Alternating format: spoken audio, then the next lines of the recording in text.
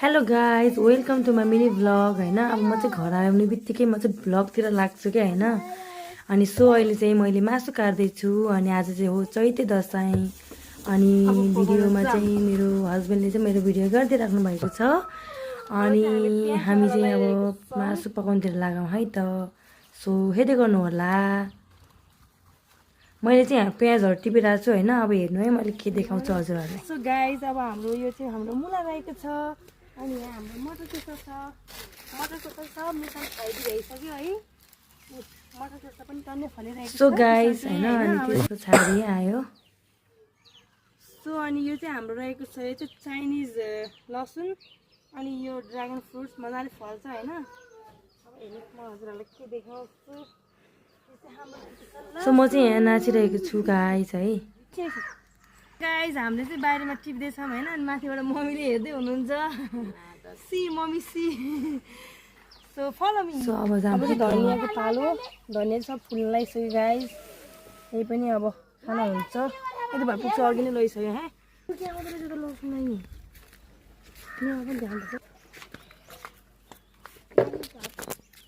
यहाँ चाहिँ बाबुहरू खेलिरहेको छ। मैले चाहिँ उहाँले चाहिँ क्याप्चर गर्नुभएको रहेछ यो भिडियो पनि।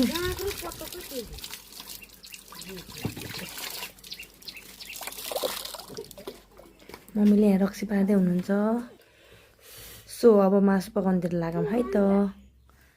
सुरुमा मैले चाहिँ तेल हालेँ होइन। यो पनि मलाई मेरो हस्बेन्डले सिकाउनु भएको। तर अबको काम कार्य भनेको चाहिँ मेरो हस्बेन्डले गर्नुहुन्छ। ल गाइस त्यति बेलाको लागि राम्रोसँग हेरिदिनु होला। र म चाहिँ अब बाबुहरू हेर्नको लागि गएँ। सो हेर्दै गर्नु होला।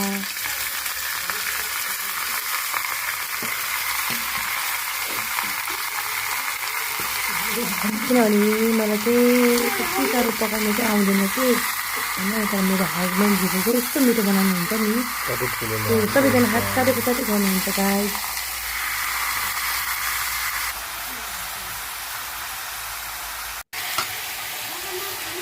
अब चाहिँ म यो रेसिपी हेरेर म आफै पनि पकाउन सक्छु है गाइस। सो मलाई चाहिँ धेरै रमाइलो लागिरहेको छ।